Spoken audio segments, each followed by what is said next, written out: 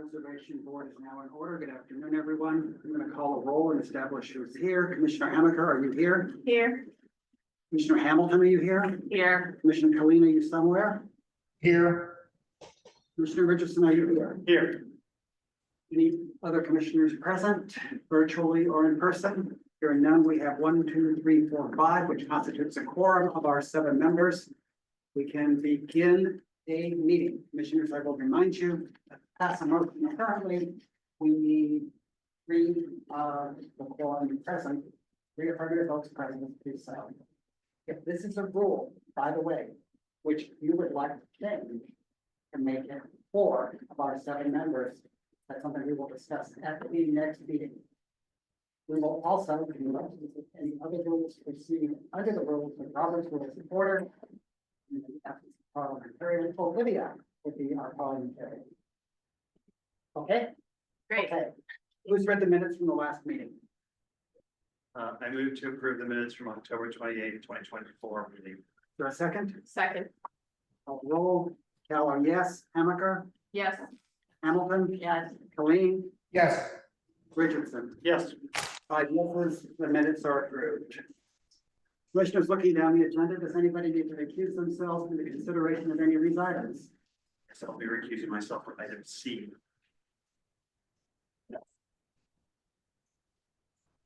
Now what?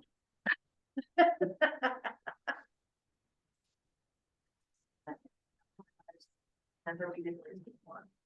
Right. Okay, agenda item A. We're gonna proceed, but we won't have a quorum without him, so another person will have to arrive. Before we begin, if you were in the Zoom and you wish to speak on a certain item, please send a note with your name and the address that you want to speak on to the send request to speak here tile. We will then, we'll get you with that specific item. So again, if you want to talk and you're in the Zoom, just send your name and the address to the send request to speak here tile. Thank you.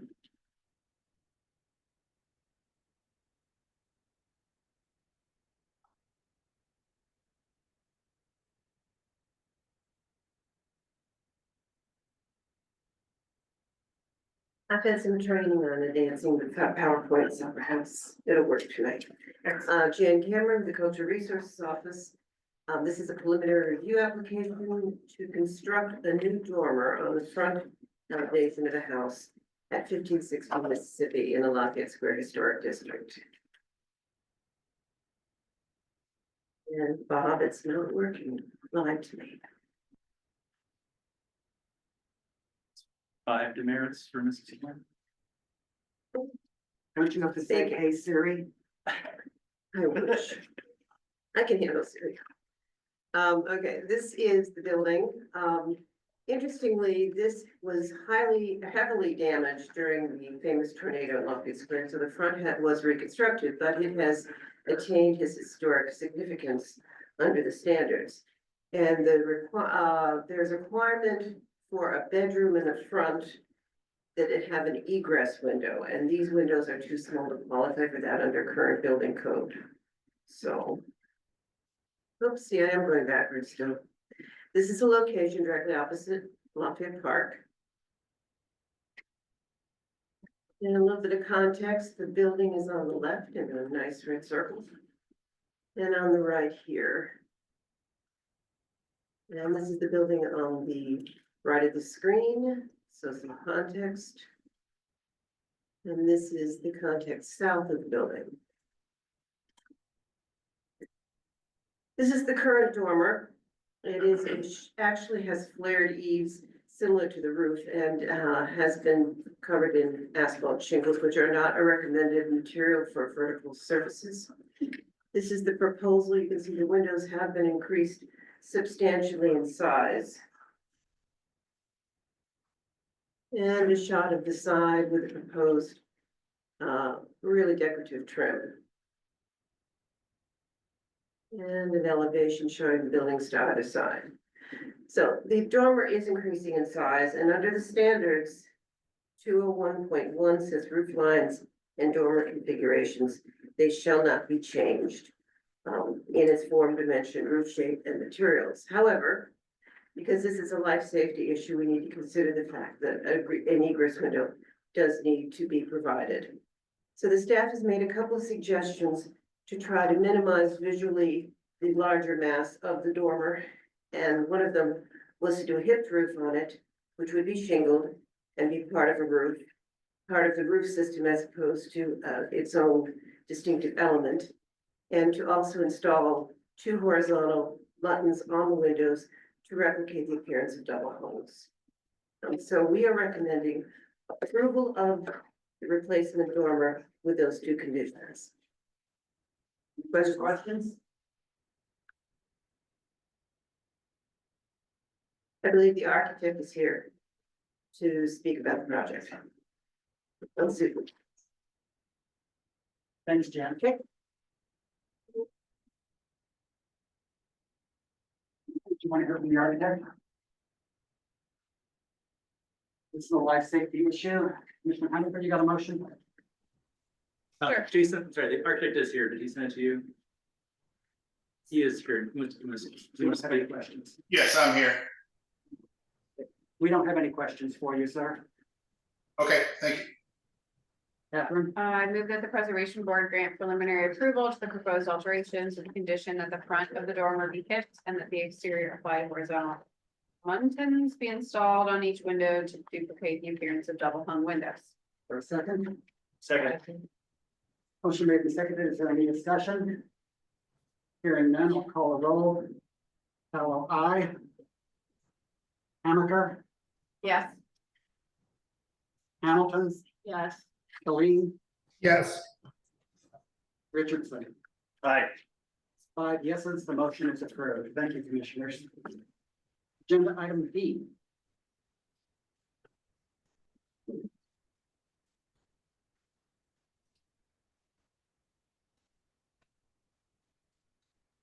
Have this down there.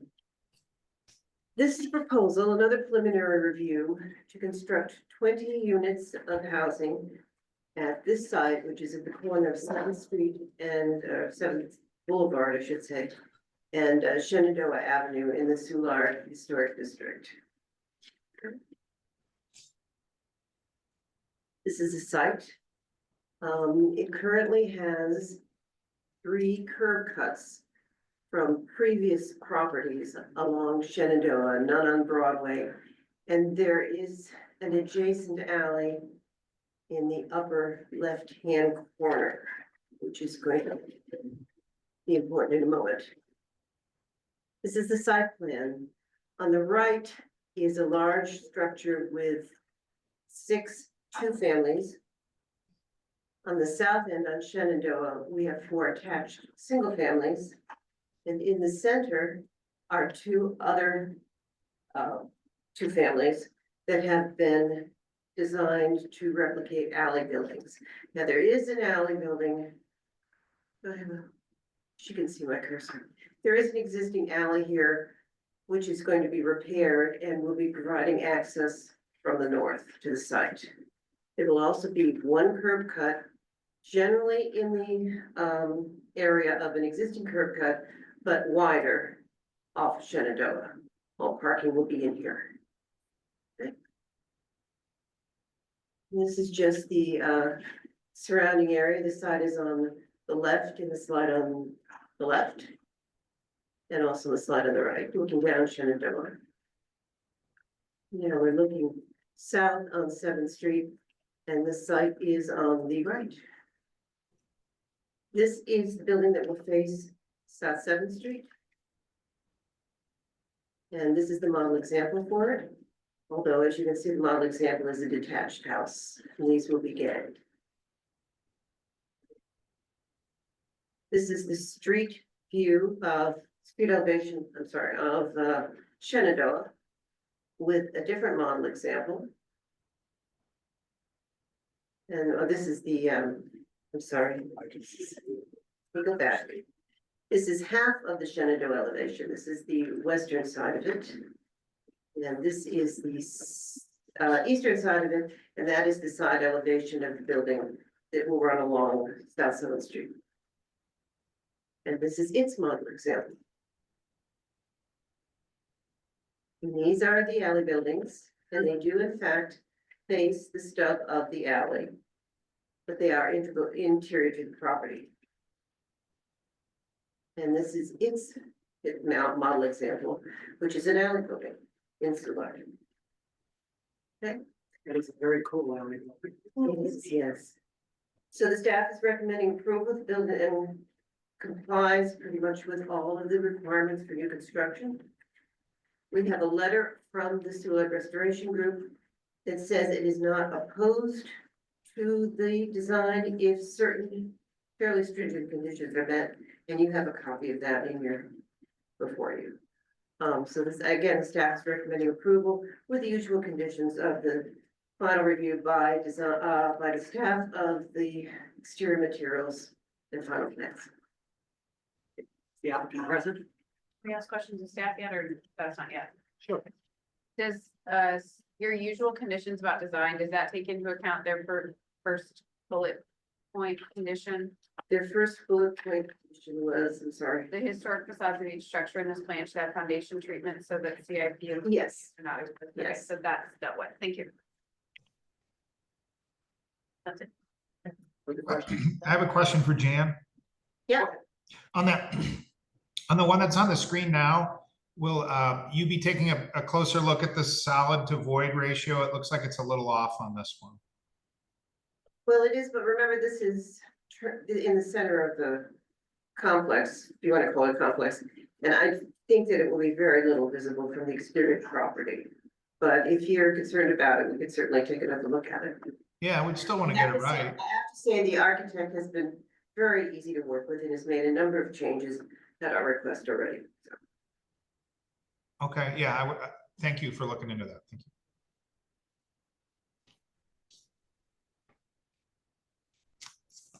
Questions for the architect? Or applicant? Anybody in the waiting room? Check mine.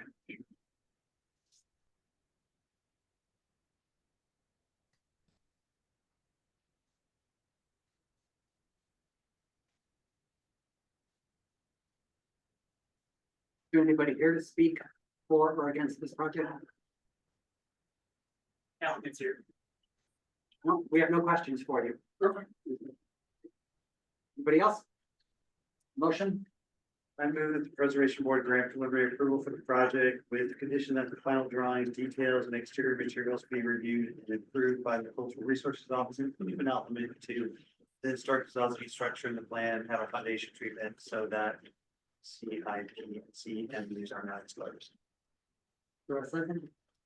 Second, Motion made and seconded. Is there any discussion?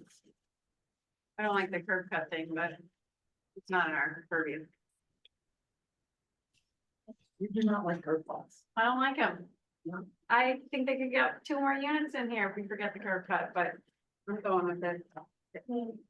I'm going And to- I would stress that the architect think about that solid to void. They've done a nice job on this. Like, let's go all the way and get those alley houses looking good too. Commissioners, I'm going to call a roll. Chair votes aye. Hamaker, Yes. Hamilton, Yes.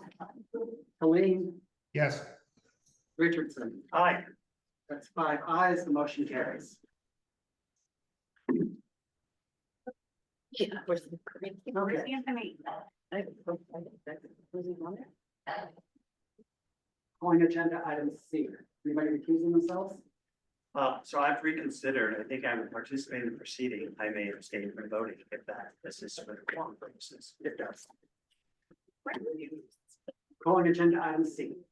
Again, if you're in the chat and you want to comment on this item, please send your name to the send request to speak here tile so we can get you live and in person. Start out, Bob Bettis with staff. I'll tell the truth. I need to enter in ordinances 64689, 64832. My presentation, my staff report. That's good. I also want to make sure we have a record of everything we've got so far. You were all sent a lot of information prior. including the history of the building. We've all reviewed that, as well as letters of support from MAC Properties. The Alderman, Alderman Browning is here. From St. Nicholas Church. The Central West End Neighborhood Security Initiative, that was also sent to you prior. A letter of support from Park Central and the Central West End Development Review Committee. Okay, sorry. We also sent a lot of photographs also from the applicants. So I'll go through that, as well as a list of permits pulled on the property. Since then, we've also received various letters. We have a letter of support for the staff denial from Jim Dwyer's group, the Central West End Planning and Development Committee. You should have a copy of that. It was given to you today. And then we also had several letters from residents. These are all in support of staff. So we have one from Rob Riggins in support of staff, from Peter Thatcher in support of staff, from Jacob R. That's all it says, in support of staff, from Ellen Land in support of staff, Brian Dunnigan in support of staff, and then Kenny Lewis Holiday also in support of staff. So I'm gonna give you guys copies of this. You already have it, but I want you to have a record of that as well.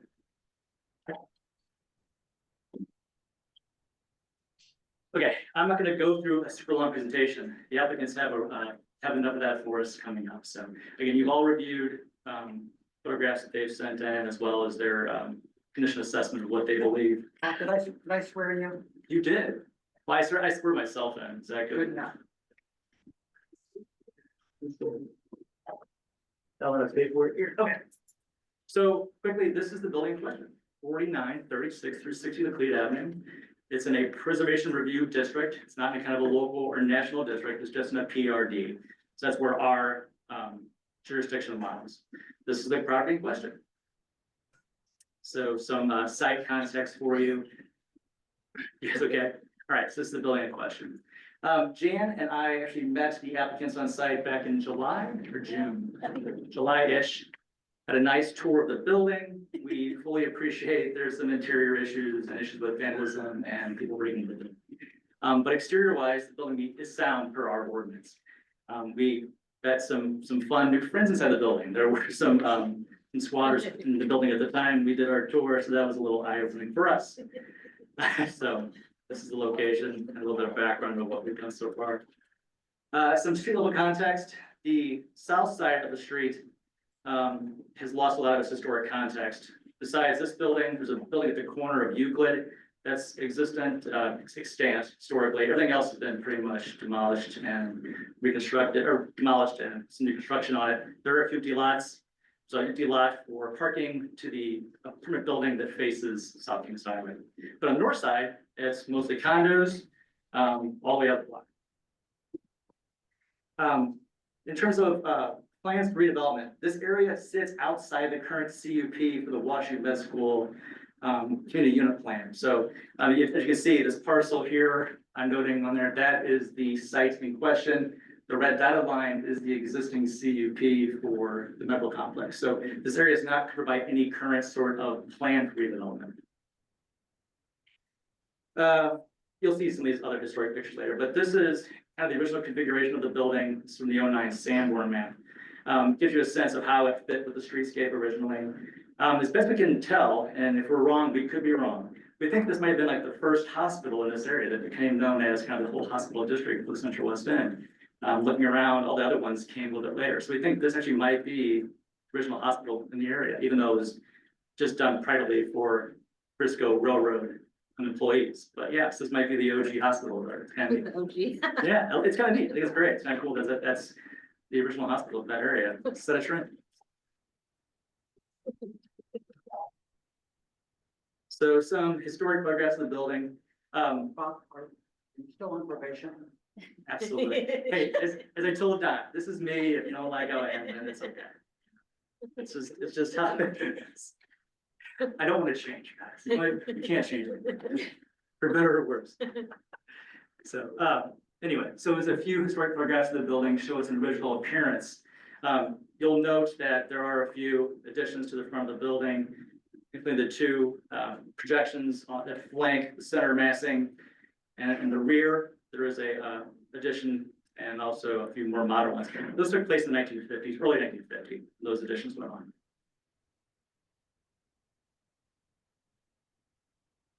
Progress the building itself. So going through the actual ordinance itself and what does not.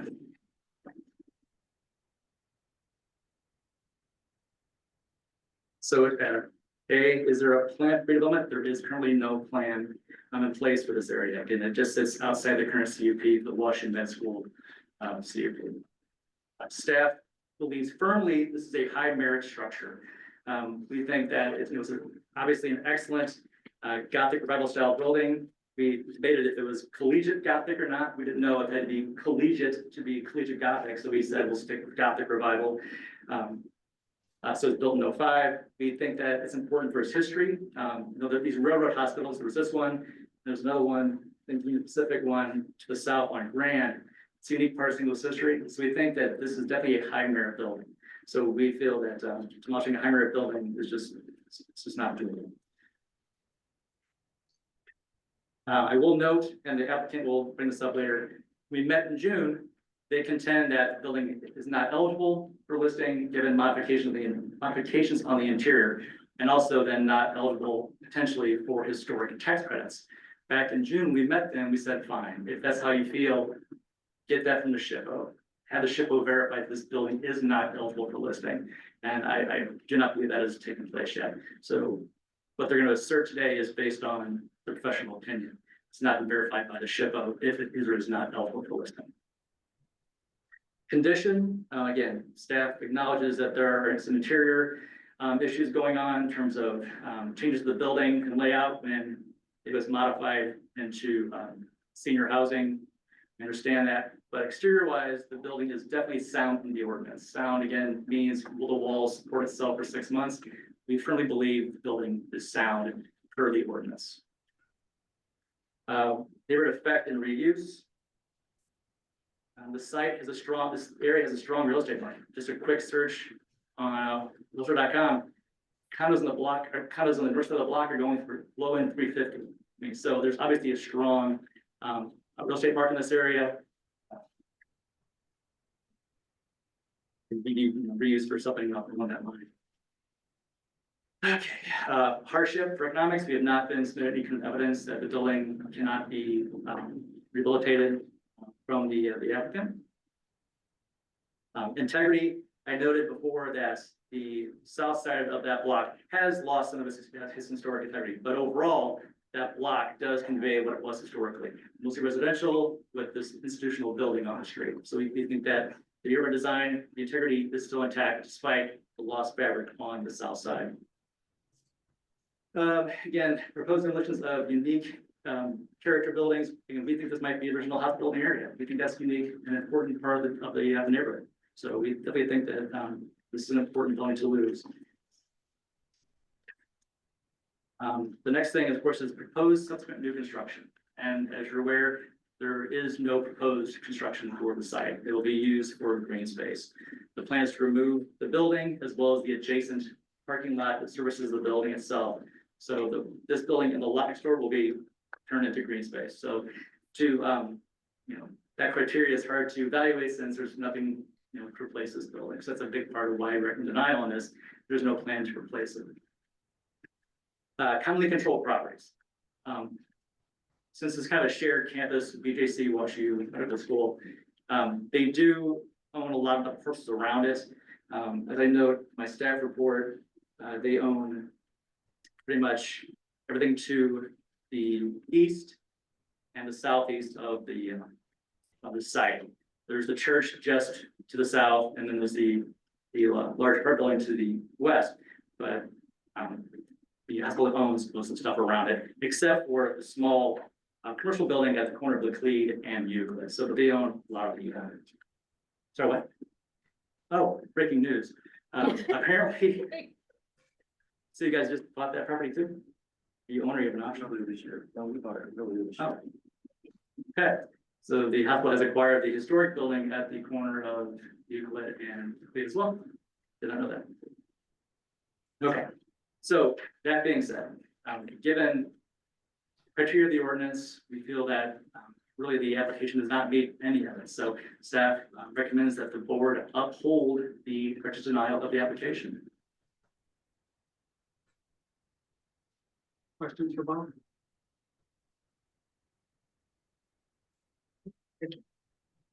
Is there from your public? You can do your presentation in any order that you want and call your own people up in the order that you want them. Okay. I ask that you state your name clearly and that you swear or affirm your testimony is going to be the truth. And that you introduce for the record any documents that speak about, okay? Including your PowerPoint.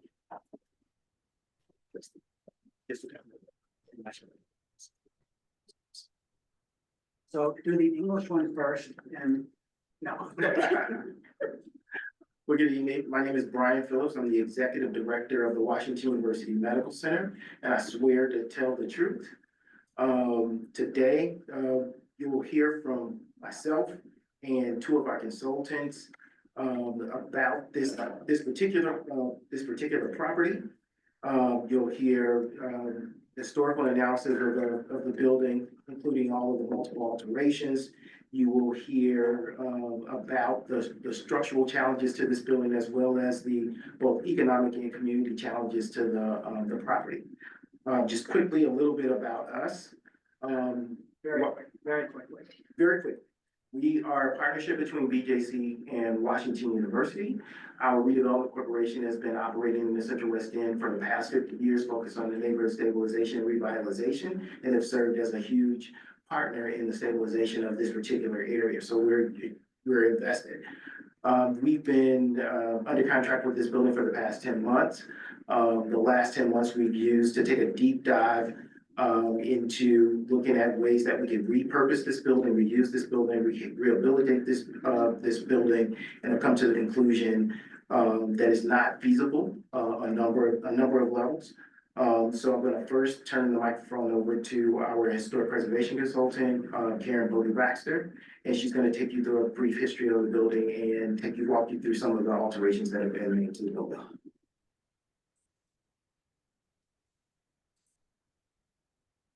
Hey, Karen. Karen Bodie-Baxter, and I swear that what I'm telling you is the truth as I know it. Perfect. Proceed. All right, so. Hang on. The down button there. It's in a different place than on my computer. Oh, boy. Track me here. Okay, I know that you've all had an opportunity to read much of what my presentation is. But what I want to be able to make clear to you is this assessment of whether or not it's eligible for the National Register is tempered from my perspective, from having done so many National Register nominations and the issues that we have faced, especially in more recent years with the SHPO in terms of integrity concerns and challenges that would make this, you know, one of my more difficult nominations to get passed through. I mean, I've taken on some really challenging ones, but just wanted you to know that. So, wonderful building. The building permits were pulled in 1905.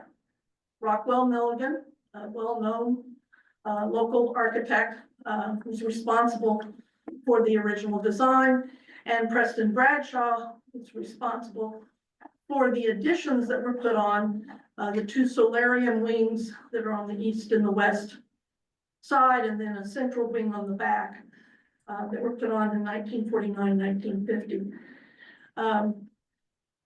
I don't want to go through a lot of this just in great detail, except because I think that you've already seen all of this, but I think it's important to note that, you know, when we examined the old building permits, that we did find that it was designed as the 4-story building. It looks like it's a 3-story with a raised basement, but that's actually the first floor. So, and then, it was designed for the use of the Frisco Railroad employees. That was the purpose of this hospital, was for their use. And then in 1949, there were the additions that were designed by Preston Bradshaw. This is an early photograph that we found at the Missouri Historical Society. I note, and they labeled it as a 1920s photo. It is one of W.C. Pearson's photos.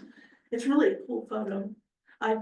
From this automobiles that are parked out front, I think it might even be earlier than 1920s, but it does show the wonderful glazed front entry. The Tudor arch is fully glazed, and how that the twin towers and that wing of the building project forward and dominate the landscape because the recessed wings, which are 4 stories, but the perspective in the photo doesn't let you realize that they're back further. But it also helps identify the fact that the floor levels are shorter or different for those side wings considerably, almost a half a story lower. And again, this is the 1909 fire insurance map that shows you these 2 wings, as well as the projecting central wing with its towers on it. Nice fireproof construction, they called it, meaning there's a concrete frame on the building. And these are the postcards that we uncovered in the research that we've been doing. And you know, it is a wonderful edifice, and speaks to Milligan's not only his experience nationally with designing early hospitals, but also his many years working for the St. Louis School Board designing schools. You know, it just speaks very much to that same design. Oops, the wrong way. On the interior, though, as we walked through it the first time, which was in, I think, February,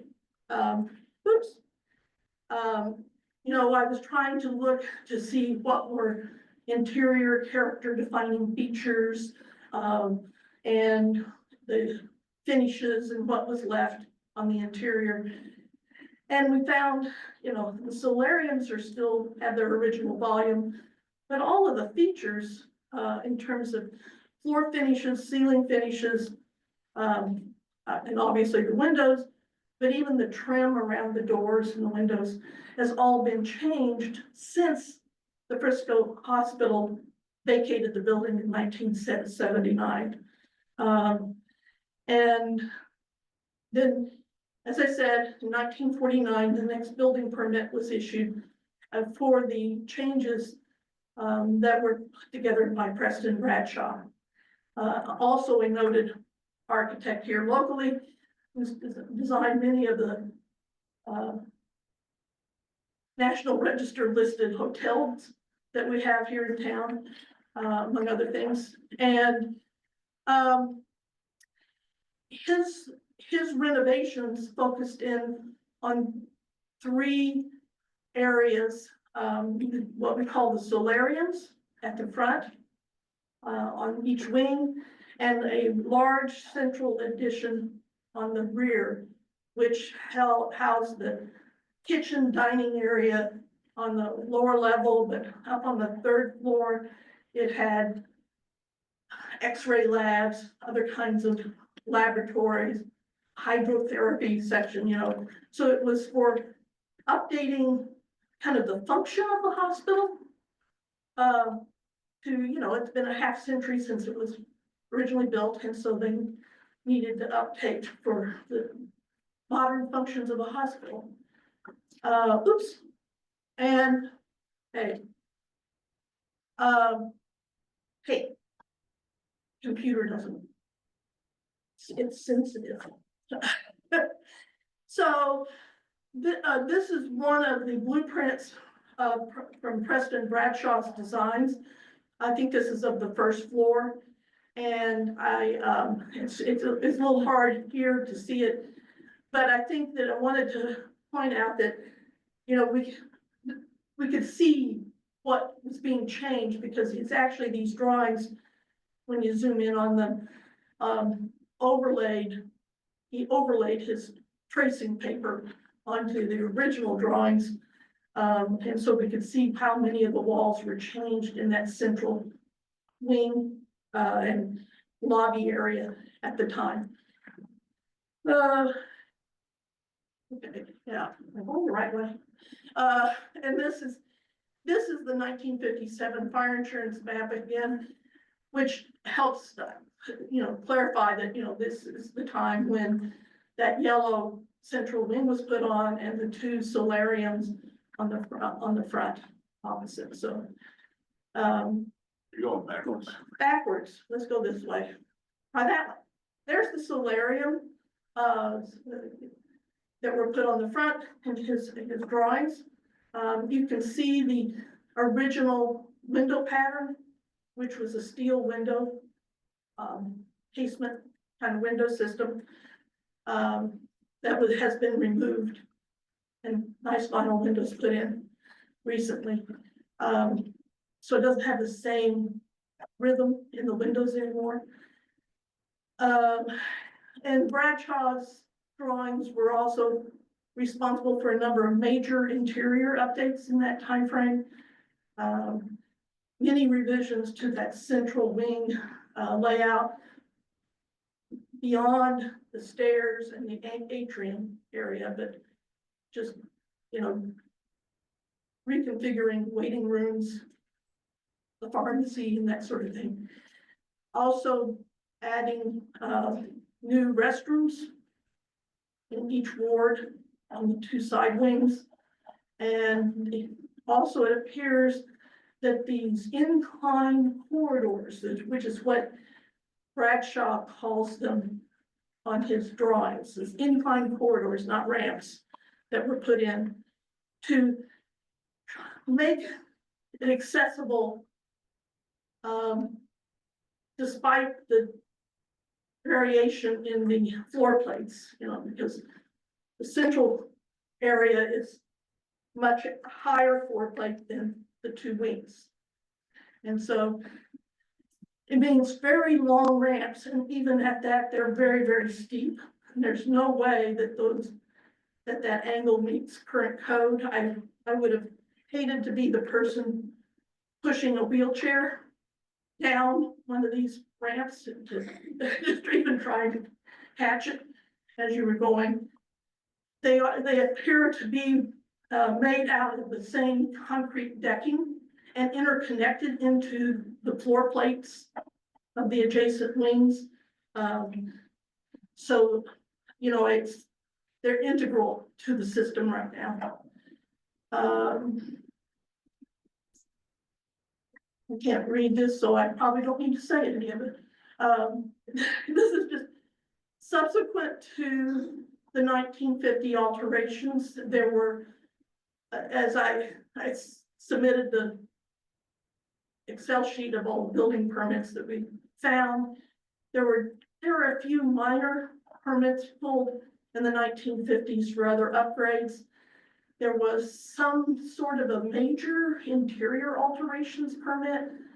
30,000 seemed like a lot at that time for some interior alterations, 1960, but I have no idea what they were. We also have then the Frisco Hospital closed in 1979, and it was taken over to become the Parkside Powers Nursing Home, which it was called that until 2014, when it turned over and became part of Royal Oaks. And so it's likely that many of the major alterations that especially on the interior were done not only after the Frisco Hospital closed 1979, but more likely in that period that shows up in the building permits as being between 1992 and 2006. That included removing this two-story level kind of atrium with the flanking stairs at the very front entry and putting in a floor. So it's now two floors of little offices and rooms. It's no longer an entry lobby and a stair lobby, which is a major loss of integrity, at the front entry up to the hospital. And they also created many new offices and partitions and moved things around, totally eliminating any semblance of understanding of where the old operating rooms were, where the waiting rooms were, the things that identify it as a hospital use. Where many of those were rearranged in their renovations. And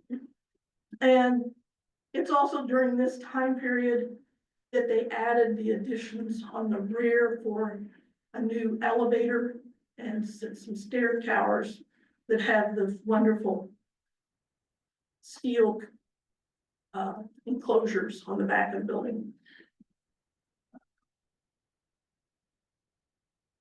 Backwards.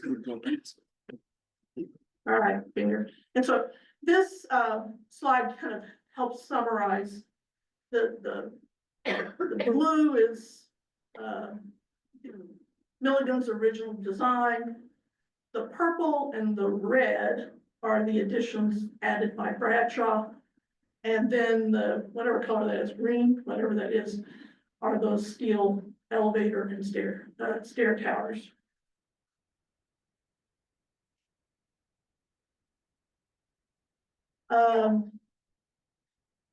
Okay, so as we went through the building, what we were seeing was now it's not only totally altered on the interior, but the vandals and unintended visitors to the building have damaged so many of the other features of the building. And left the building so it can't be inhabited again until it has some sort of a renovation, a major renovation. Then I went through and tried to assess National Register eligibility. You would think that this is a no-brainer.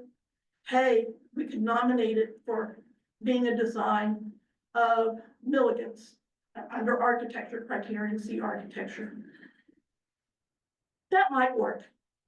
But then we have the issue of that even the facade has been modified by Preston Bradshaw's two solarium wings. And we have lost some integrity in terms of the brick dome and Tudor arch doorway. And then they're all none of the interior features of Milligan's design remain on the building.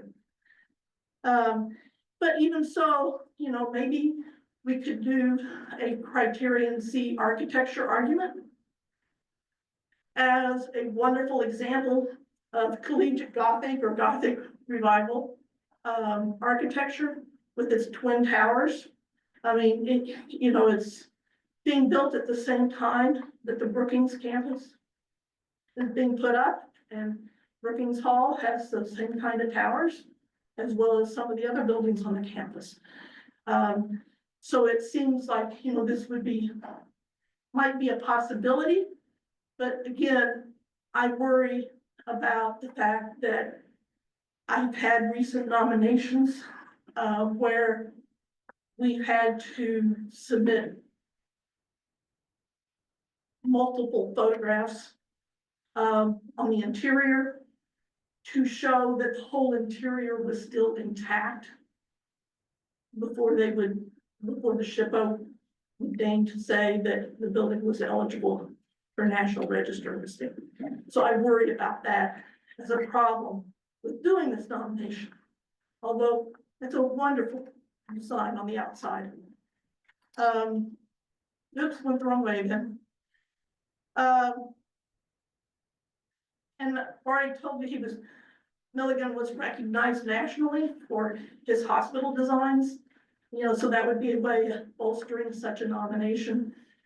Even if it was nominated for it being a wonderful Gothic revival design of a hospital, that might help with that kind of a nomination. But we'd also have to address the changes that were done to the exterior and the interior by Preston Bradshaw. While they are very much in keeping with the original Milligan's design, and they're very sensitively done, you know, that would have to be considered in doing an architecture nomination. And this is just kind of the two major exterior alterations that give me pause and concern on the facade are those solarium wings and the fact that somebody wonderfully bricked up the front Tudor arch entry.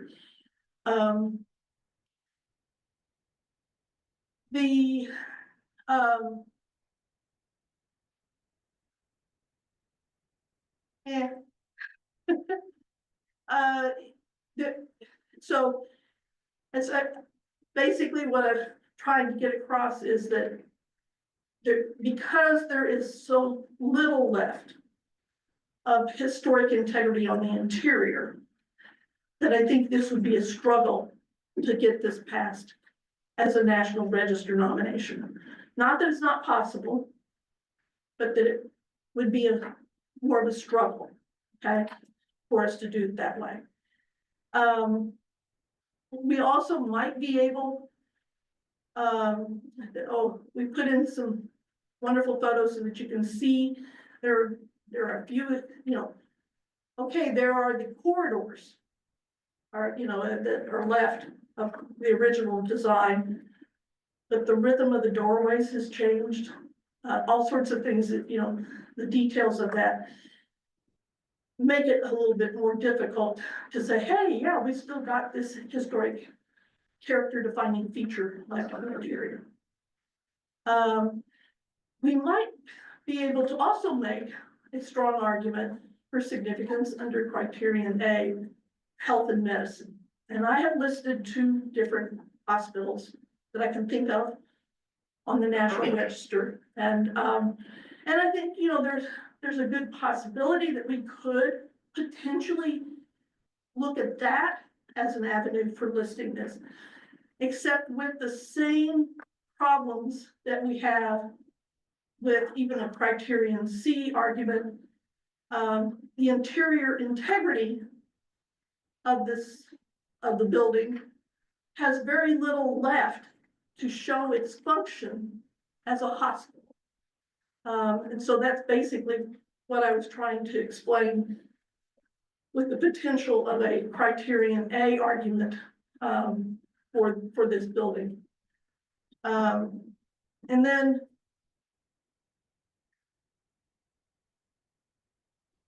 okay, and then the fact that so many of the changes that were made after 1979 have destroyed character defining features like the 2-story atrium and the stairs at the front entry. All of the, what I call the historic finishes on the interior, rearranged rooms. So you don't know where those character defining room spaces were. I also tried to look at, okay, what about a boundary increase nomination, which we know the SHPO doesn't like anymore, but we've all seen them and done them. But both the Central West End and the West Pine Laclede Historic District are nearly 2 blocks away from this building. And there's too many, I guess what you would call missing teeth of, new buildings or open parking lots in between the boundaries and this building. And the West Pine Laclede nomination was specifically written as for its residential construction, not a hospital or a commercial building. All right, okay. But you all know that, you know, I went through this whole process for WashU's Medical Centers Group to let them know that, okay, we might have a possibility, but there are going to be these major challenges to a national register not listing.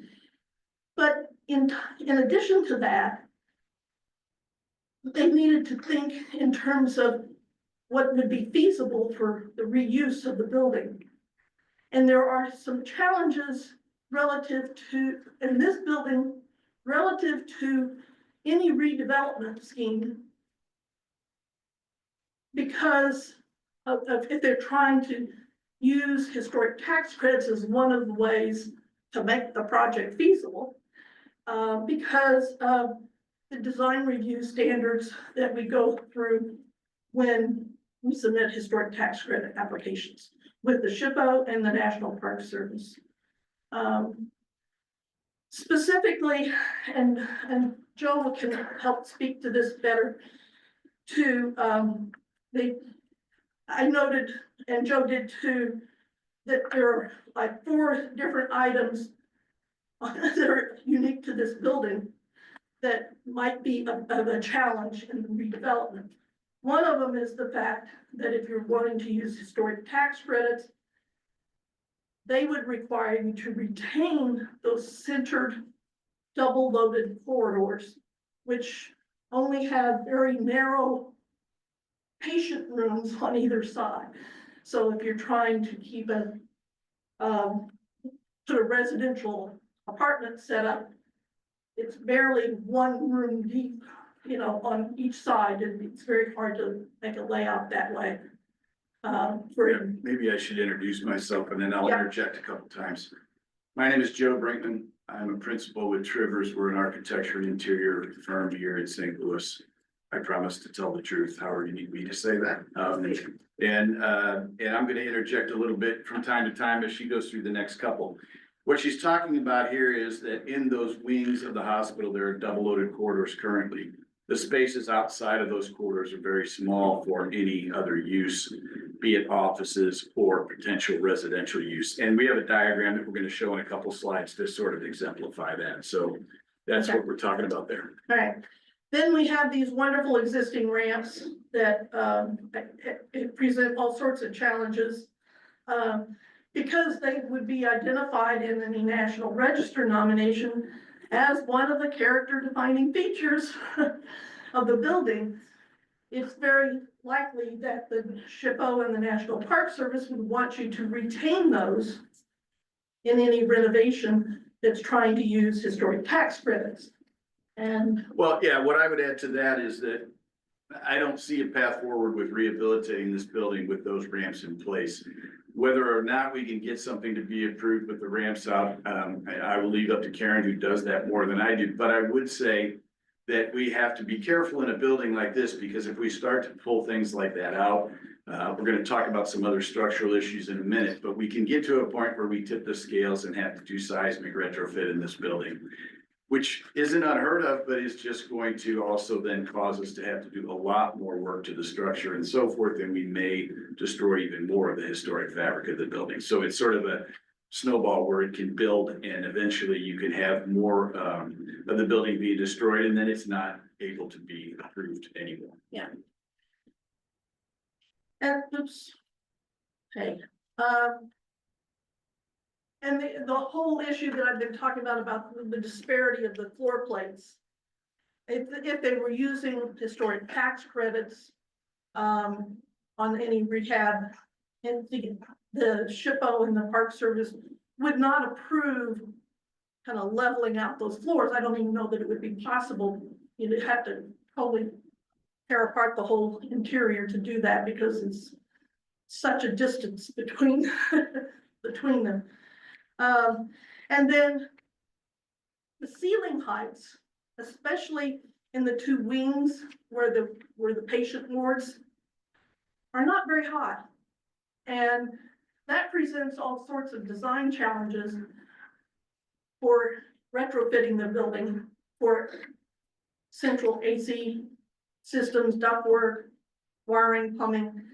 But from the tax credit perspective, it gets even more complex because the SHPO and the Park Service do not like you to put all that ductwork in the hallways, in the public corridors, or in the public spaces. So it means it's going to have to be in that little narrow room. And, you know, I just think that that's going to add to the challenges because they will not approve lowering the ceilings, but there's not that much area to lower. Anyway, so that brings us officially to the end of you having to listen to me. And Joe's up on that. Thank you. Yeah. All right, so to get a little more specific about some of the things that Karen has talked about. I want to talk about the structural aspects of this and then just some of those obstacles to rehabilitating the building. Karen mentioned several times that the floor heights in the wings and the central part of the building do not match. What you're seeing here is sort of a section view. It's very diagrammatic. It was provided by our structural engineer, which is KPFF, to talk about the fact that those adjacent floors, in the event of, you know, an earthquake, if the building shakes, the floors are hitting right at the midpoints of the columns in the adjacent space. And that could easily cause a failure of the structural system. You wouldn't be able to design this building the way it is today. And any of the things that we've been talking about are going to probably trigger a seismic retrofit, which is going to get very costly. Other things to talk about, it was originally designed as a hospital, so an essential facility. There are some code implications to that because anything else that we would do wouldn't be the same use. So we would have to do a little bit more analysis on that. Replacing the roof, which you probably saw in that previous slide, will have to happen very soon. That will trigger seismic anchoring of the exterior walls because they're unreinforced masonry. So there's, again, sort of this snowball effect of things that are going to happen when we start to get into the structural retrofit of this and try to bring it up to a current code. Finding a way to get one elevator in this building to serve those floors that don't line up. So it's going to have to be an elevator with doors on both sides. It's going to have to sit within the existing floor, either in one of the wings or in the central part. Those things are also going to cause us to get into that seismic retrofit area. And again, it just makes the cost of the building go up substantially. So we think those are all significant obstacles. Not that it can't be done, but it's going to prove out to be something that a pro forma just won't work. Particularly if, as Karen has alluded, we have a hard time or can't get historic tax credits. And so speaking of performance, you know, as we looked at this building in terms of what we could do with it in terms of rehabilitation, we looked at three different analyses. One is a medical office, one as a general commercial building, and another as apartments. And each time we ran the numbers, we end up $20 million to $30 million upside down in terms of the numbers, you know, i.e. If we were to look at this as apartments, you know, we would assume we could get about 56 units in these in the building at, you know, 750 square foot units on average. You know, using the income approach, we think the potential gross income on that would be about $1 million on that. When you look at the effective gross income, when you factor in vacancy rates of about 5%, collection losses at 1.5%, you come down to an effective gross income at about $942,000. Net operating income would bring that number down to $706,000. And the indicated value using the net operating income of 706,000, cap rate of 7%. We value this building after post renovation at about $10,100,000. However, when we look at after consulting with our construction consultant Tarleton, looking at the rehab cost at the apartment level, for example, we figured it would cost on the low end about $362 a square foot, which would bring the rehab cost to about 27 million. So that puts in, that's assuming a zero acquisition cost. So this is if we got the building for free. And those numbers continue to escalate as we go up to medical uses. That number grows, that deficit grows all the way up to almost $30 million. Are you introducing that spreadsheet? I can.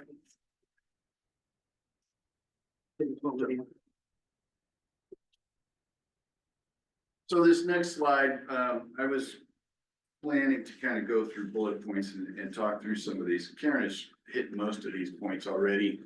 And we've talked about it a couple times. I do want to direct everybody's attention though to that diagram. That is if we were going to put new residential units into the building. And while it looks like it's fairly straightforward and it makes some sense, one of the points that Karen made earlier was that the double loaded quarters, so the quarters are currently in the center of those wings like you see in the middle piece. And all the space is off to the sides. It's really infeasible to get residential units to work like that. And actually, these aren't working very well, even with moving the corridor and doing a single loaded corridor situation.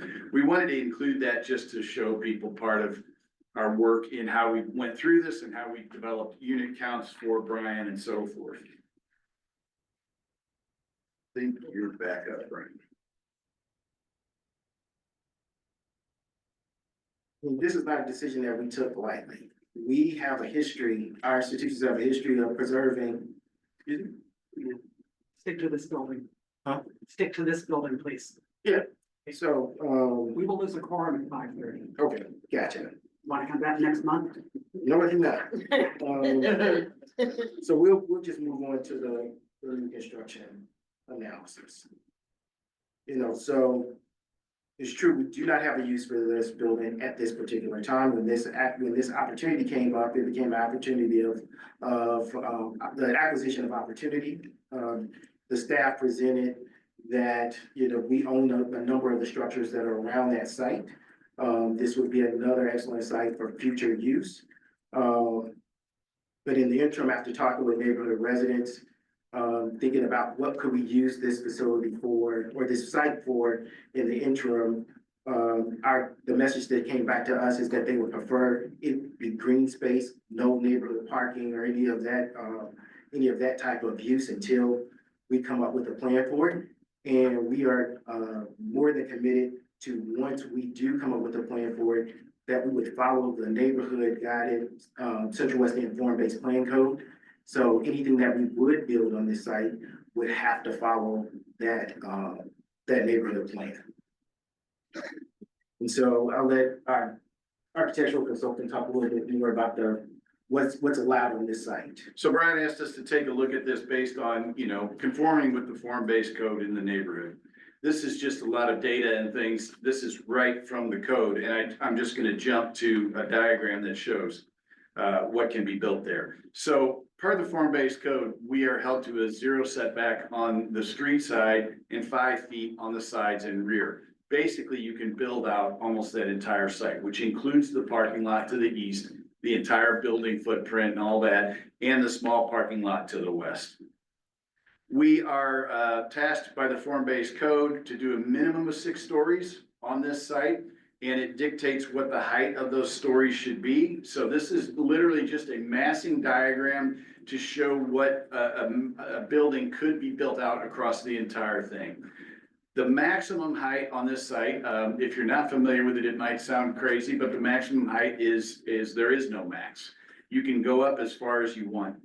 Now, there is a 30-foot setback that is required at the 12th floor, and that's what we're showing in this diagram. So I don't think anybody would build anything taller than this, but the code says that there is no maximum height. You do have to step back 30 feet at the 12th story. And then finally, I know we're running out of time. This building has become a challenge to the community, especially for the immediate neighbors that surround this facility.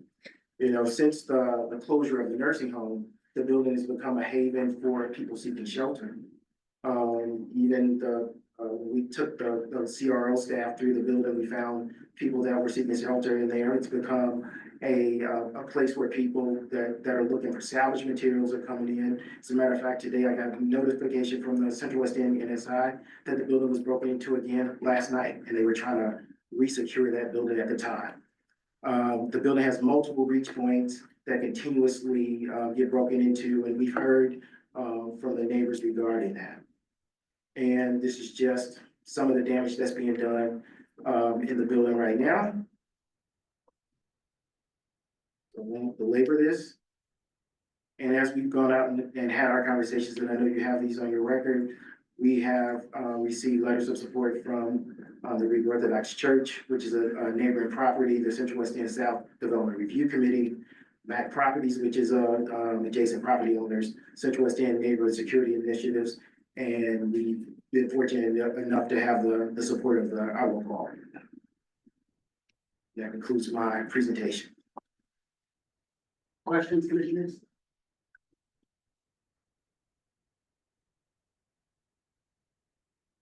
Okay. Alderman Browning?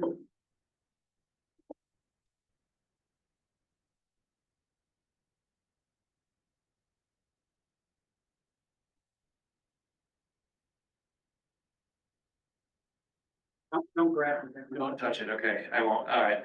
Good evening, board members. My name is Michael Browning. I have the privilege of serving as the alderman of the 9th Ward where this property sits. I speak as someone who deeply appreciates brick architecture, but I also have the responsibility of the communities I represent. And I do swear to tell the truth tonight. I'll raise my hand, I do swear to tell the truth tonight. I don't like demolishing architecturally significant buildings, and this is a beautiful one. It would never be my first choice.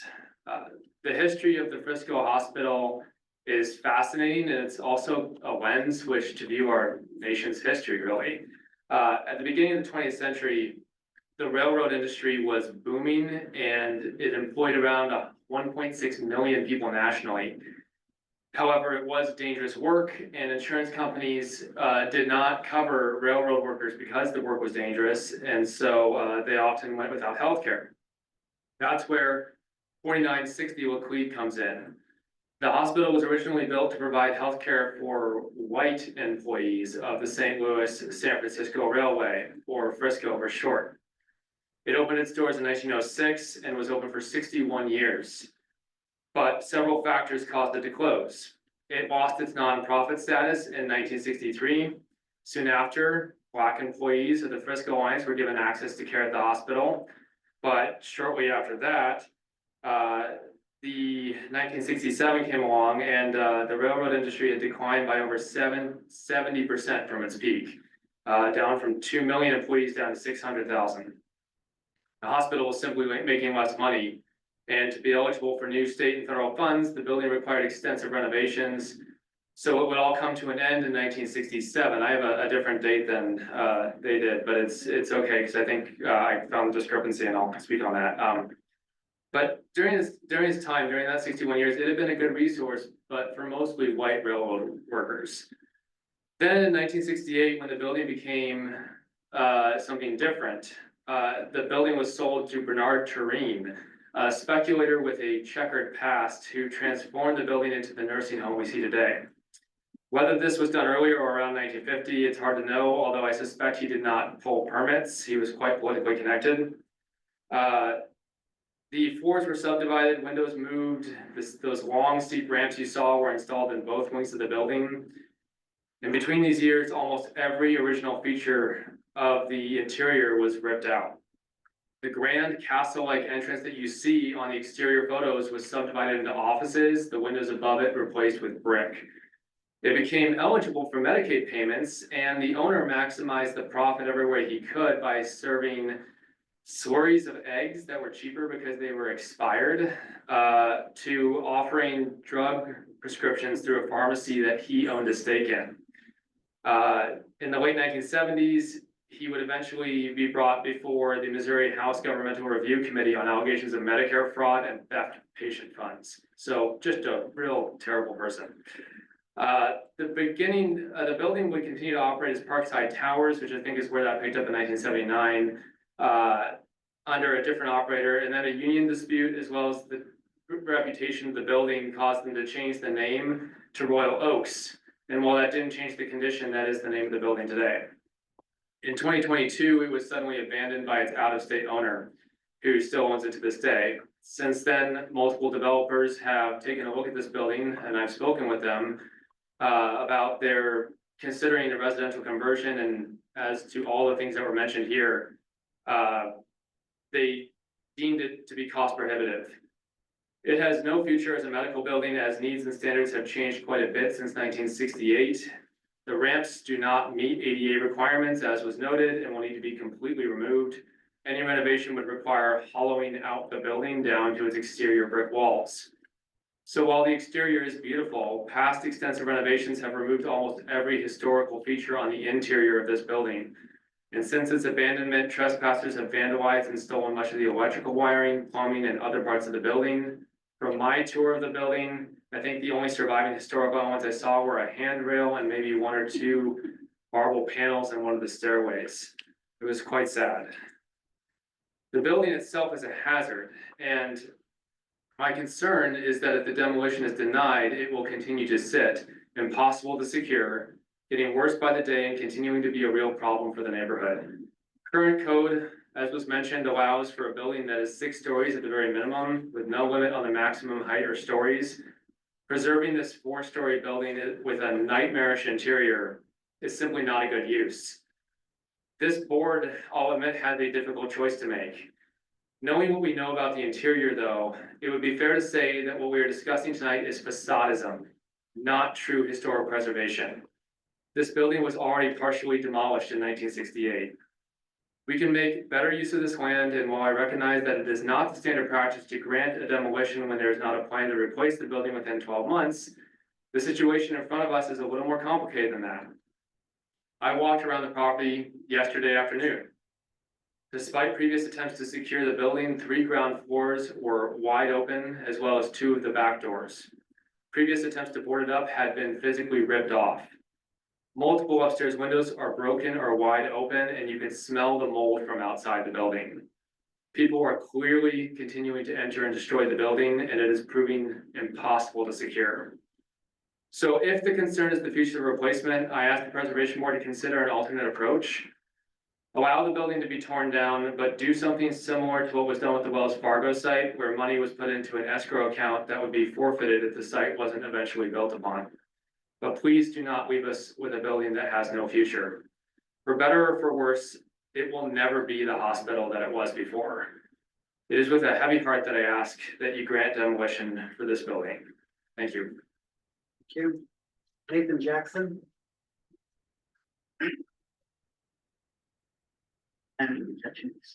Hello, my name is Nathan Jackson. I swear to tell the whole truth. This building was constructed in 1905, as several other people have noted, by a prominent architect. But I would also argue that Preston Bradshaw, who was the designer of the Chase Hotel, as well as several other prominent buildings around St. Louis, would make historical significance just on the additions alone.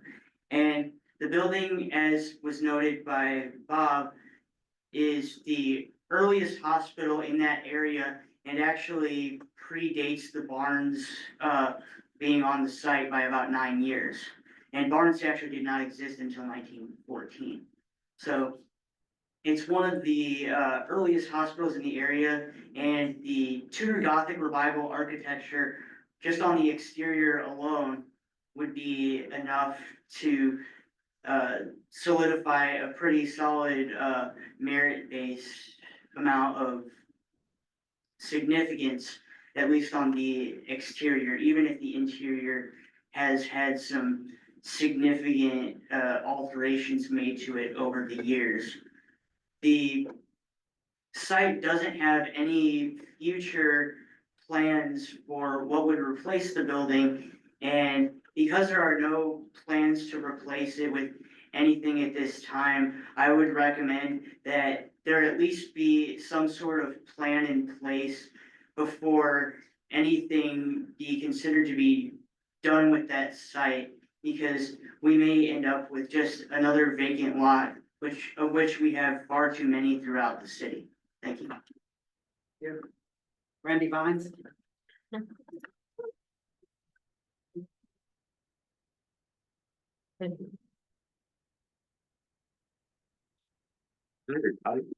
to see everybody. My name is Randy Vines, and I swear to tell the truth. And I just like to say, you know, when I heard that WashU purchased this attractive historic building and with a plan to demolish it with no replacement, I honestly thought it was a joke. Thought it was like, this is April Fool's, this is not happening right now. The biggest issue I have with this is that there is no proposed replacement for the site. This is many buildings, as we know, all throughout the city, many in much less sought after neighborhoods than the Central West End have been successfully brought back from the brink. We've seen buildings with no walls at all, like just a facade that was rebuilt, and in far worse condition. The Central West End is a high demand neighborhood with countless of examples of successful rehab and reuse of once neglected buildings. WashU should know that purchasing buildings in preservation review districts come with a lot more checks and balances and therefore require more thoughtful, considerate redevelopment plans. Deleting this critical component of the urban streetscape insults not only the urban aesthetics and existing context, it also is a very negative reflection on WashU because in my opinion, tearing down stately historic buildings with no replacement demonstrates profoundly poor taste and a painfully embarrassing lack of vision, which I would never expect from such a prestigious university. Maybe SLU, but definitely not WashU. You guys have been much better stewards than that. We would expect a lot more from such an institution. WashU has an obligation to be a responsible steward of the properties they occupy, many of which predate their ownership. And this proposal exemplifies the very reason why preservation review ordinance is so fundamentally necessary. Because if every vacant building were demolished because its owner considered it inconvenient or too hard to rehab or too expensive, St. Louis would look a lot more like Wichita today and a lot less like the dignified urban city that we know and love. St. Louis, whose rich and distinctive built environment reflects the city's historic status as one of the leading major cities of the United States for most of American history. Our urban fabric is our greatest competitive advantage. WashU, more than any other institution in the St. Louis area, should understand and appreciate how important it is for their campus and institutional portfolio to reflect the class and sophistication that any world-class academic university should strive for.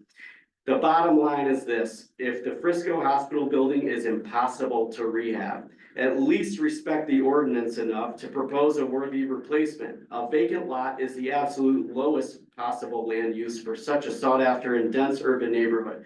By allowing this handsome building to be lost for a plot of grass is not only lazy and uninspired, it is also incredibly embarrassing, because how we treat our built environment is a reflection of our civic values, and St. Louis cannot afford any more short-sighted decisions. We have plenty already. I respectfully encourage the Preservation Board to uphold the CRO's denial of any demolition permit of this property without a building permit to redevelop the site in hands with something more substantial than a vacant lot. St. Louis, and especially the Central West End, deserve so much better. Thank you. Thank you. Jeff Vines.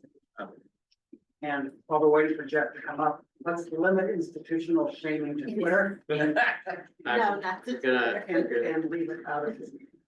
I'll try to bring up different points than Randy did. My name is Jeff Vines. I swear to tell the truth. I'm a business owner and property owner in the Central West End, actually. So, I echo what Nathan and Randy said, but I heard, a lot of, it's unfortunate that there are so many character defining features that have been destroyed over the years.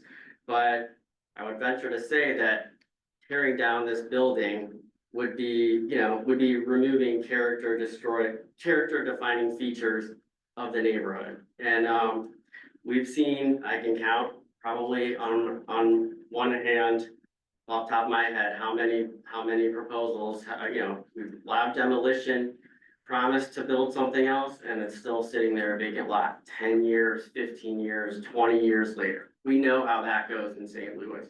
And I think, if there was a worthy proposal to replace it, to maintain the density of the neighborhood, I would be very interested in that and probably support it wholeheartedly.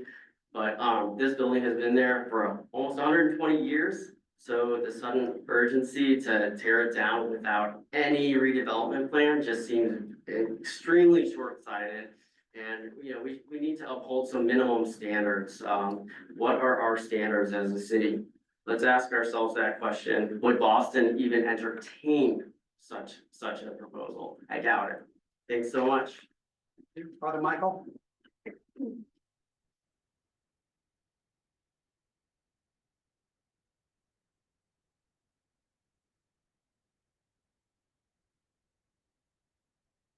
Hello, I'm Father Michael Urbanus I'm from not St. gonna Nicholas. swear you. Pardon? I'm not gonna swear you. Oh, okay, well, I promise to tell the truth. So, I speak on behalf of our whole parish community, our senior pastor, Father Doug Papulis, and really our whole community, which amounts to about 800 families. We are in full support of the medical center's proposal to demolish this building.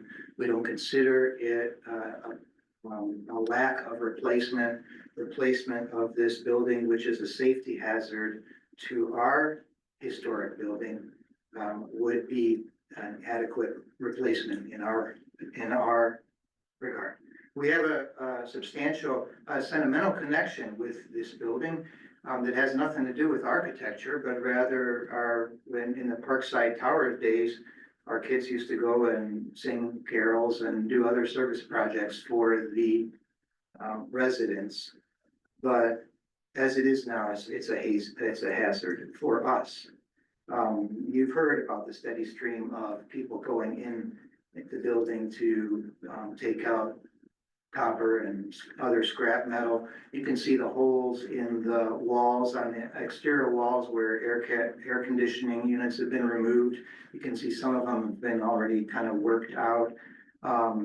We see these people in the alley frequently, and our parishioners encounter them, and we are worried that it's only a matter of time before someone's gonna get hurt in one of these encounters. They've been peaceful to now, thank God, but we never know.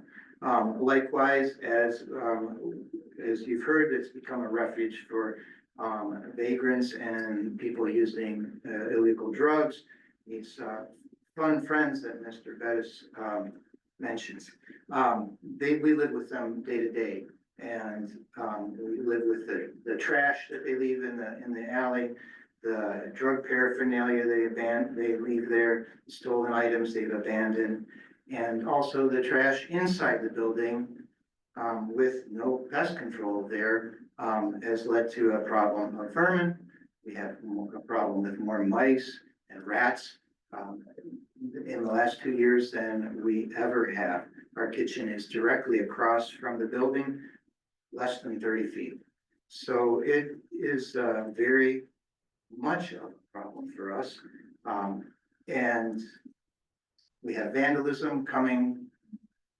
We don't know who does it, but certainly we have a lot of people tearing apart the covers we have over our electrical outlets that we have for our festival every year. We have a number of them outside. They're always torn apart so people can charge their phones in our outlets. The cost adds up and the fix is only temporary.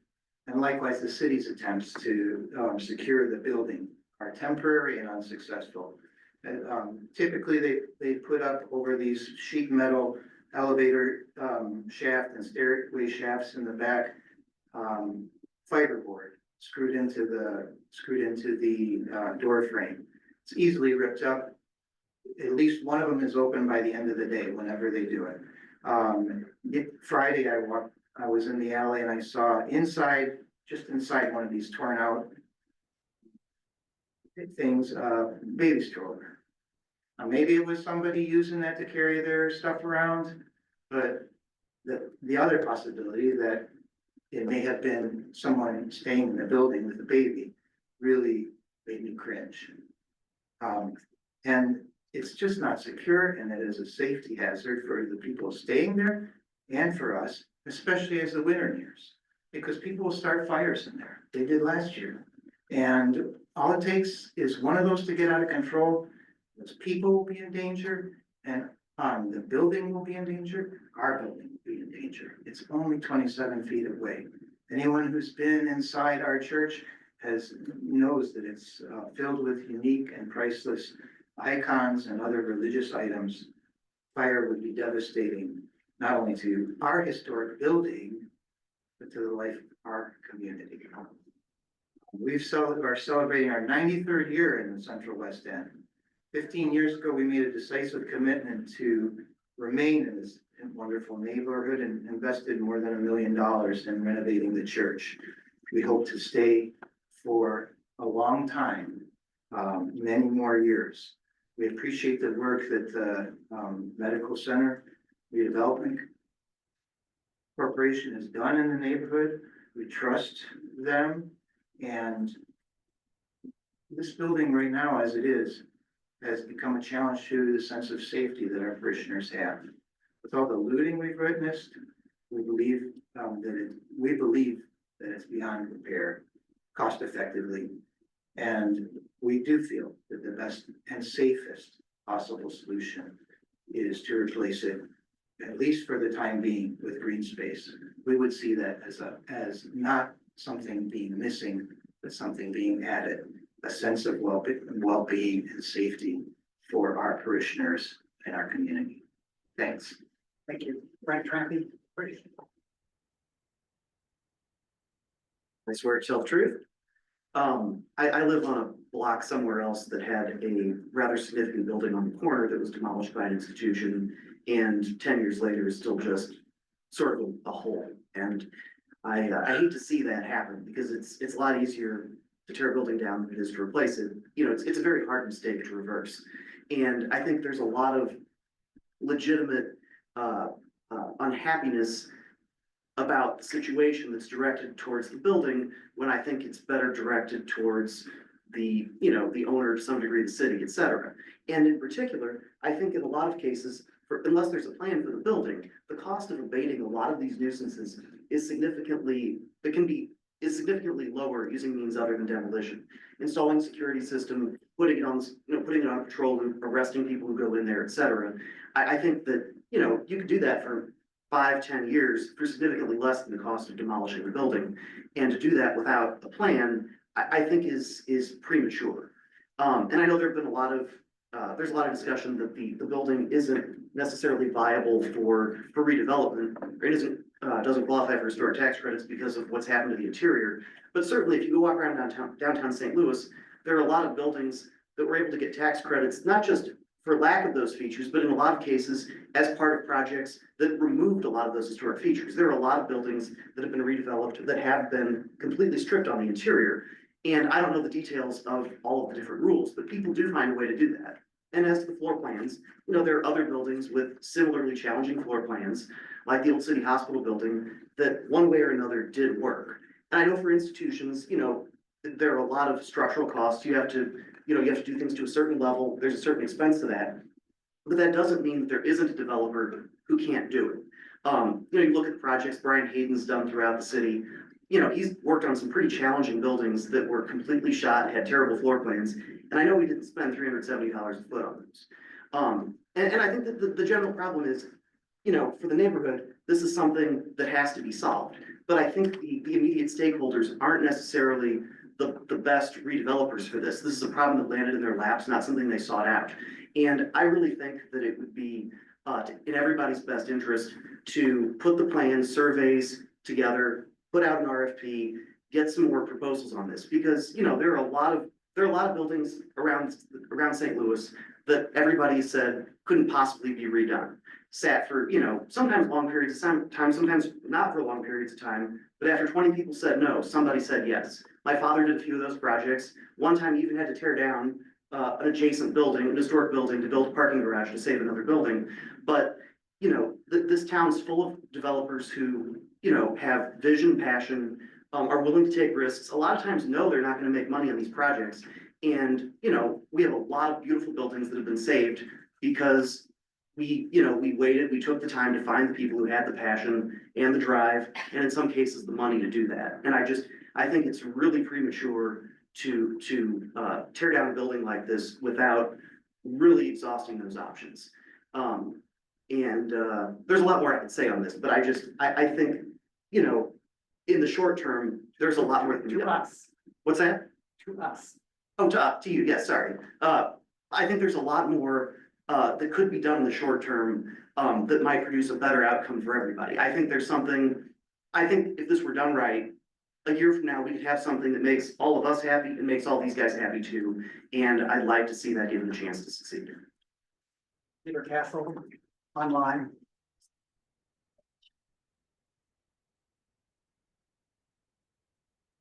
Good evening. My name is Peter Castle. I work with Mac Properties. We are the developers, owners, and managers of the Montclair building, which is just immediately to the west. We Castle, is also- somebody gonna be the truth? Oh, I affirm, yes, I will speak the truth. Thank you. We also are the managers of Park Frontenac and 100 on the Park, just a few short blocks to the north. To say very quickly, I would like to echo the comments of our neighbors at the church, as well as Alderman Browning. This building has been a consistent and problematic challenge to the community since the senior facility was closed. One of the biggest challenges we have in maintaining occupancy at our adjacent apartment building is leases terminated due to car break-ins on our surface parking lot. One of the most common reasons we get for leases terminated, especially among those who move away but stay within the St. Louis city, is security. Not only for car and property damage, but people's comfort of walking around the Central West End. The Royal Oaks facility, since it's been vacant, has been a consistent source of that danger. Second, we have looked at this building going back to 2018, when the Royal Oaks owner first began to think about closing pre-pandemic. We are regular developers of historic tax credit properties and eagerly sought to acquire this building because it is really great looking. Unfortunately, the small nature of the wings, the multiple levels that the building is laid out at, and the just general difference in the way that we use properties now. I think one of the most important components is ceiling heights, make this building completely unviable for residential conversion. With the lack of a viable economic path to redevelopment, I urge you to approve the demolition now in order to preserve public safety, support the Central West End as a viable community. And then lastly, Washington University and the Barnes Medical Center is such an important economic engine for our region that we should not just take their suggestions blindly, but we should earnestly accept when they come with a strong plan, a lot of details, and support our local anchor institutions. It's critical that they be able to continue to grow and not have a blighting vacant building, no matter how beautiful it is on the outside. But a blighting vacant building is a real problem for the community. So please, I ask you, for safety's sake, approve this demolition. Thank you, Andrew Weil. Hello, can you hear me? Yes, Andrew. I'm Andrew Weil. I'm the director of the Landmarks Association of St. Louis, and I'm from Public Truth. I'd like to thank the applicant for allowing landmark representatives to tour the building a few months Hold on ago. 1 second. You sound like a duck. I'm sorry, it sounds like a dump. You do. Let's work on the technology here for a second. There's a lag on your end, Andrew. It's coming across garbled. It's not us. It's his end. Okay, try again, Andrew. All right, is this any better? No, Test. test was fine. Everything else wasn't. All right. Yeah, well, let me just say this. The most important part of my commentary is to support the staff's recommendation. Without a viable redevelopment plan for this site right now, demolition is not appropriate. The ordinance is very clear about prohibiting demolition of primary buildings in the absence of a redevelopment agreement, unusual circumstances, or a compelling plan for replacement construction. I do firmly believe that this is a high merit building and should be evaluated as such. I differ with my esteemed colleague Karen Venster on that point. And I guess on experience, having worked with National Register nominations for over 17 years and having taught historic preservation in the graduate architecture school at Washington University. This building is high merit and it occupies a very important presence on the streetscape. I fully believe that allowing demolition would propose those against both the spirit and the letter of the applicable ordinance. In addition, it would practically the future speculative property acquisitions in conservation review districts with the intention of seeking variances in the future for demolition with no plan for replacement. I applaud the staff's thorough evaluation of the proposal. We ask the Preservation Board to uphold the staff's recommendation. And finally, with all due respect to the nuisance issues about that. But we've been attending Preservation Board hearings for 17 plus, more than 18 years now. I'm just so exhausted with people blaming buildings for nuisance behavior.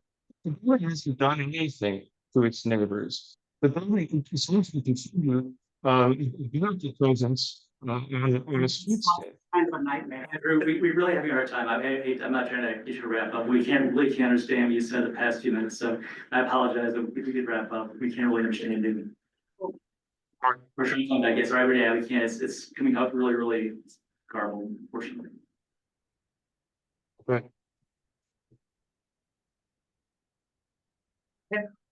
Thank you. Jim Dwyer.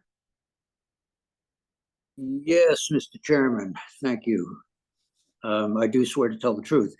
So the CWE Planning and Development Committee has engaged in extensive, and I would say rather intensive, deliberation regarding the proposed demolition of the former Frisco Hospital structure located at the reference address 4936-60 Laclede Avenue. Several committee members participated in a tour of the property in September, during which consultants engaged by the applicant described the results of their investigation, their conclusion that the building is not suitable for adaptive reuse, and the justification for demolition. Over the ensuing weeks, the committee considered that information as well as related matters, including the failure by the current owner to secure the structure and otherwise maintain the premises, the unwillingness of the applicant to assume the significant risk of liability associated with ongoing unauthorized occupancy of the building, and therefore its need to know prior to completing acquisition of the property that demolition is authorized. In the final analysis, the committee concluded that despite the concerns recited above, it must advocate for adherence to the well-established principle that demolition of structurally sound buildings of architectural merit is not permitted in the absence of an approved plan for subsequent redevelopment of the property. Accordingly, we recommend that the Preservation Board uphold the director's denial of a demolition permit until such time as a redevelopment plan has been submitted and approved. Thank you for your consideration. Respectfully submit. Commissioners, this concludes testimony in this matter. Commissioner Gilbert, have you got a motion? I do.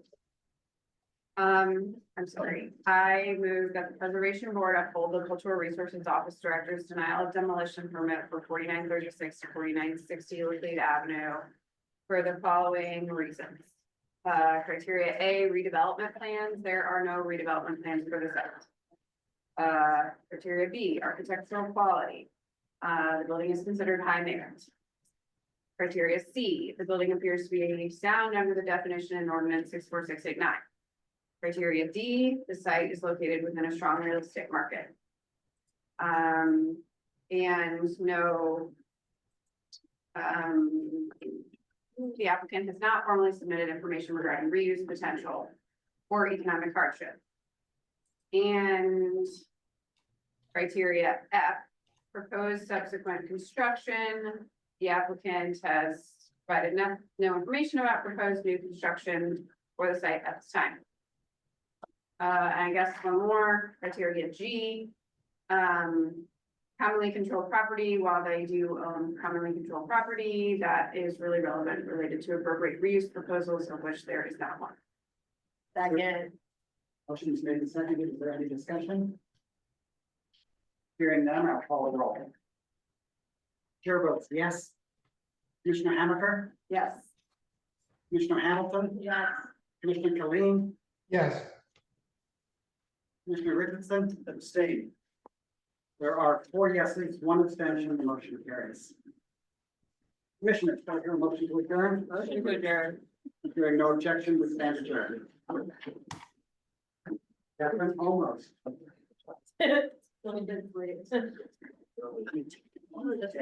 we having a Christmas pile next week? We did such a. I got it. I know.